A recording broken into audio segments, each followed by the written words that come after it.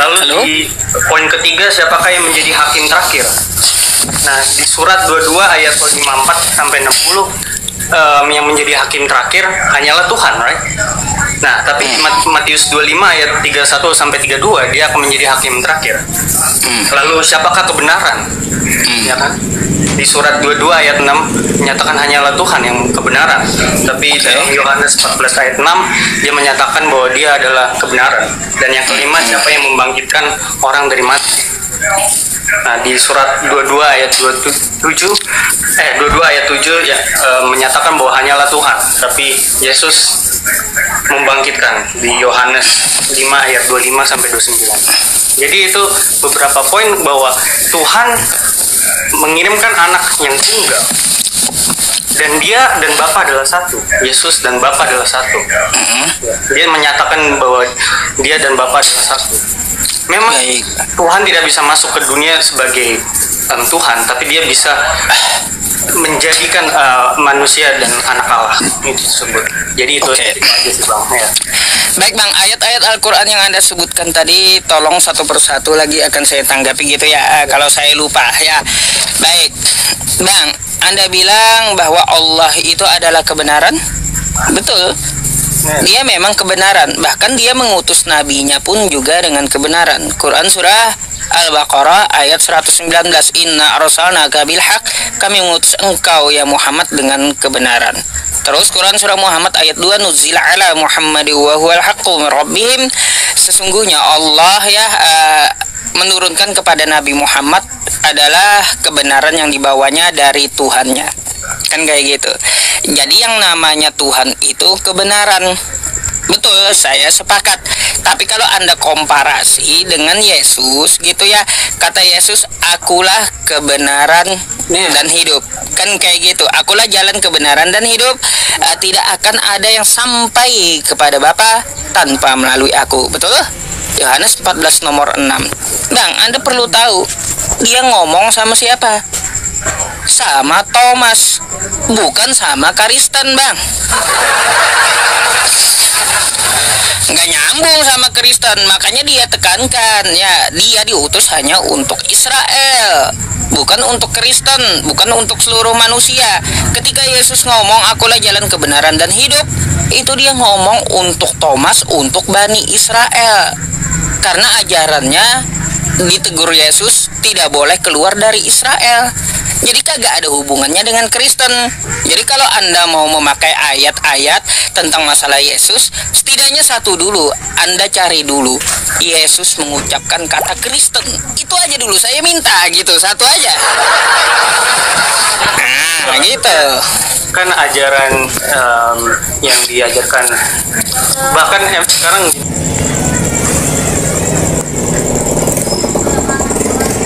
bukan min qablu hudal linnas. Gini Bang ya, saya bacakan Quran surah Ali Imran ayat 2 dan 3, kan kayak gitu. Nazzala 'alaikal kitaba bil haqq musaddiqal lima baina yadayhi wa anzalat taurata wal injil.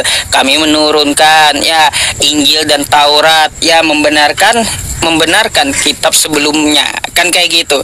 Untuk apa? Min qablu hudal linnas, untuk petunjuk seluruh manusia. Wa anzalal furqan, dan menurunkan pembeda yaitu Al-Qur'an. Gitu. Jadi Al-Quran itu untuk seluruh manusia. Ada gitu klaimnya gitu Bang. Injil bukan untuk seluruh manusia. Kalau Injil untuk Bani Israel, bukan untuk seluruh manusia. Tapi di Al-Quran mengatakan bahwa Injil adalah cahaya dan kehidupan. Betul, Quran yang Anda bawa itu Quran surah Al-Maidah ayat 46 sampai 47. Di dalam Injil ada petunjuk dan cahaya. Maka dari itu ayat 47-nya ambillah hukum sesuai dengan Injil. Kan kayak gitu. Lalu di mana petunjuk? Anda imani Injil nggak? Baik. Saya imani itu Injil Bang. Di dalamnya ada petunjuk dan cahaya. Oke. Jawabannya untuk seluruh manusia. Baik, sabar dulu Bang. Ya, di dalam Injil ya ada petunjuk dan cahaya. Lalu ambillah hukum menurut Injil. Injil itu untuk Bani Israel. Yang Anda bawakan itu Quran surah Al-Maidah ayat 46 sampai 47. Tapi sayangnya petunjuk dan cahaya itu di ayat 48-nya dipelihara dalam Quran, bukan dalam kitab Anda, bukan. Oke, sekarang gini. Satu lagi bang, satu lagi belum selesai. Jadi bang ya, yang dinamakan Injil itu bukan kitab Anda. Kitab Anda itu adalah Bible. Injil itu adalah pewahyuan yang diturunkan kepada Nabi Isa atau Yesus.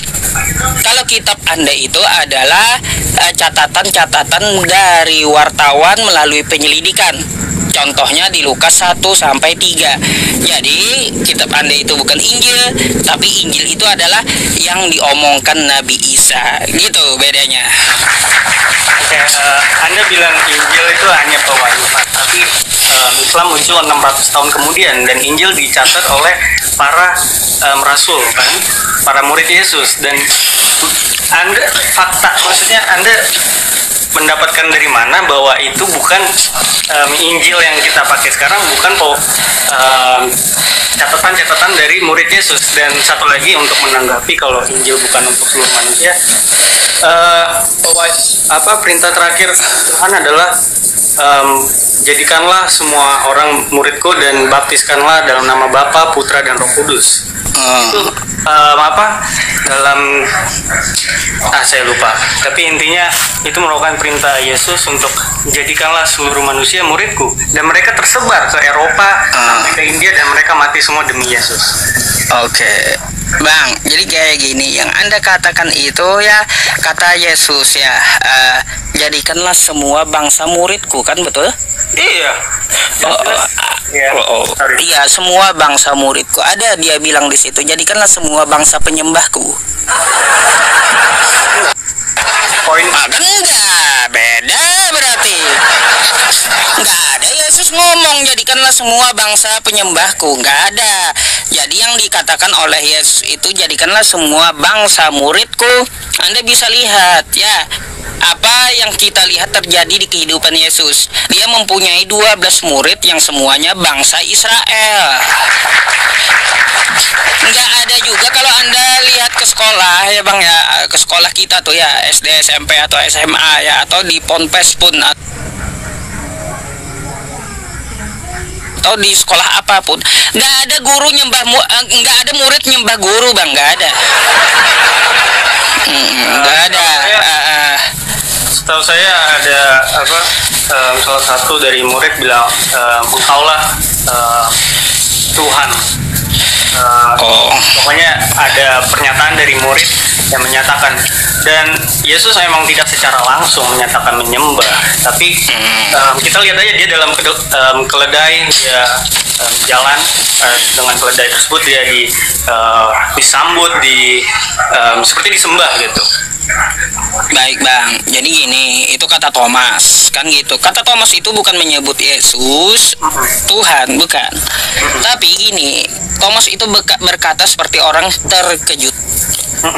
Kayak gini, ketika saya ngomong innalillahi wa inna ilaihi rajiun, astagfirullah, masya Allah, kata saya, kan kayak gitu. Lalu teman saya membenarkan, ya masya Allah, kata teman saya, betul, masya Allah, karena kehendak Allah. Begitu pula ketika Thomas itu ngomong, ya Allahku, Tuhanku, kata Yesus, betul Thomas, betul apa yang kamu katakan, jangan ya Yesusku. Beda konteksnya di situ. Nggak ada Thomas ngomong ya Yesusku lalu dibenarkan Thomas, nggak ada. Tapi kata Thomas, ya Allahku, Tuhanku, lalu dibenarkan oleh Yesus. Betul gitu, kamu harus kepada Allah saja berbakti, itu kata Yesus, bukan kepada dirinya, gitu maksudnya. Terus berkaitan tentang nubuatan nebus dosa, kata Anda Yesaya 53. Bang, bermasalah kalau Anda bawa ayat itu. Kenapa saya bilang bermasalah Anda bawa ayat itu?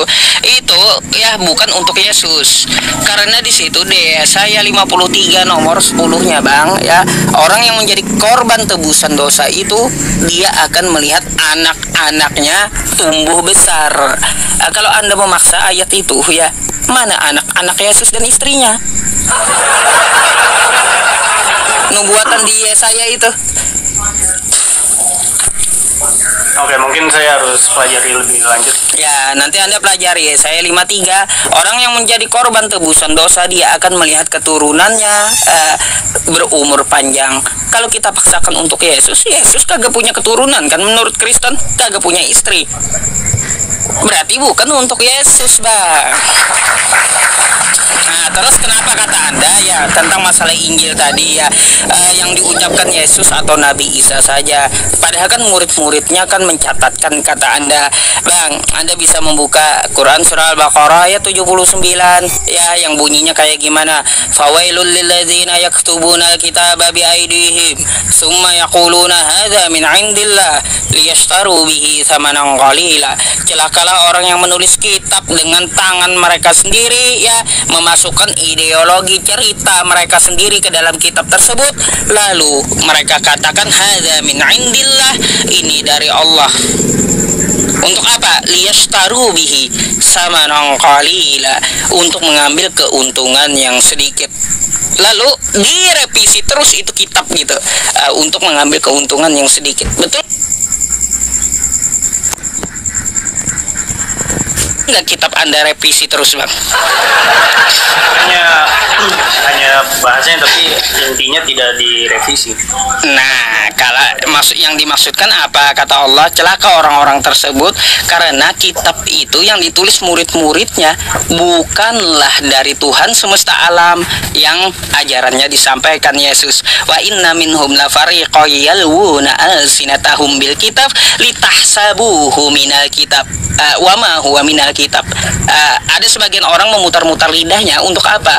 Untuk membacakan sebuah kitab agar abang menyangka bahwa kitab ini adalah bagian dari Alkitab.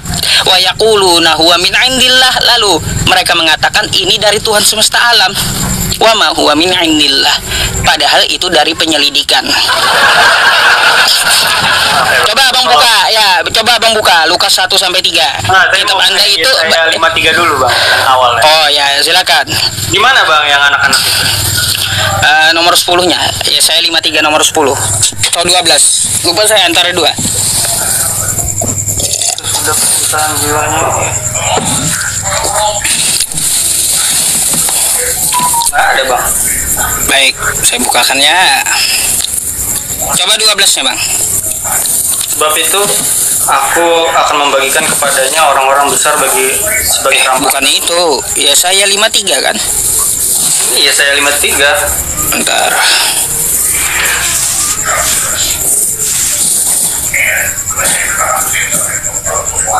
Bentar ya. Tidak ada, Bang. Oh, bukannya saya 53. Bentar. Nah, siapakah yang percaya? Bentar. Ya saya.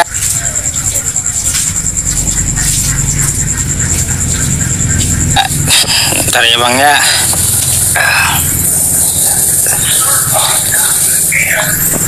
Yang dibawa Oki kemarin itu. Kita lihat tuh nomor ya, saya 53 ayat 3, ia dihina dan dihindari orang seorang penuh kesengsaraan. Iya, Bang, ya saya 53 nomor 10. Coba. Tapi Tuhan berkehendak meremukan dia dengan kesakitan apabila ia menyerahkan dirinya sebagai korban penebus salah. Ia akan melihat keturunannya, umurnya akan lanjut, dan kehendak Tuhan akan terlaksana olehnya. Nah, kalau itu dipaksa untuk Yesus, mana keturunan Yesus?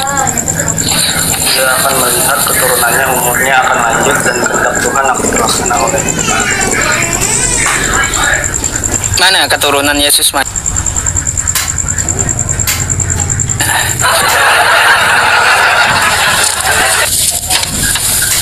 Kan nggak bisa dipaksa itu untuk Yesus, karena Yesus tidak mempunyai keturunan.